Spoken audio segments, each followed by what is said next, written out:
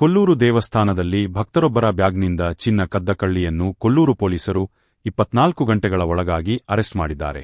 ಬಂಧಿತ ಆರೋಪಿಯನ್ನು ತೆಲಂಗಾಣ ರಾಜ್ಯದ ರಂಗಾರೆಡ್ಡಿ ಜಿಲ್ಲೆಯ ಗಣೇಶನಗರದ ಯಾದವ ದುರ್ಗಮ್ಮ ಎಂದು ಗುರುತಿಸಲಾಗಿದೆ. ಆಕೆಯಿಂದ ಕಳವುಗೈದ 2.5 ಲಕ್ಷ ರು. ಮೌಲ್ಯದ ಹವಳದ ಚಿನ್ನದ ಸರವನ್ನು ವಶಪಡಿಸಿಕೊಳ್ಳಲಾಗಿದೆ. ಸೆಪ್ಟೆಂಬರ್ 26ರಂದು ರಾತ್ರಿ 9 ಗಂಟೆ ಸುಮಾರಿಗೆ ದೇವಸ್ಥಾನದಲ್ಲಿ ದೇವಿಪ್ರಿಯಾ ಎಂಬವರ ಬ್ಯಾಗ್ನಲ್ಲಿದ್ದ 2.5 ಲಕ್ಷ ರು. ಮೌಲ್ಯದ 3 ಪವನ್ನ ಹವಳದ ಚಿನ್ನದ ಸರ ಕಳವಾಗಿತ್ತು. ಈ ಬಗ್ಗೆ ಕೊಲ್ಲೂರು ಪೊಲೀಸ್ ಠಾಣೆಯಲ್ಲಿ ಪ್ರಕರಣ ದಾಖಲಾಗಿತ್ತು. ಈ ಬಗ್ಗೆ ತನಿಖೆ ನಡೆಸಿದ ಕೊಲ್ಲೂರು ಪೊಲೀಸ್ ಠಾಣಾ ಉಪನಿರೀಕ್ಷಕ ವಿನಯ್ ಎಂಕೊಲ್ಲಹಳ್ಳಿ ನೇತೃತ್ವದ ತಂಡ ಸಿಸಿಟಿವಿ ಕ್ಯಾಮೆರಾ ಮತ್ತು ತಾಂತ್ರಿಕ ಸಹಾಯದಿಂದ ಕ್ಷಿಪ್ರ ಕಾರ್ಯಾಚರಣೆ ನಡೆಸಿ ಆರೋಪಿಯನ್ನು ಬಂಧಿಸಿದ್ದಾರೆ.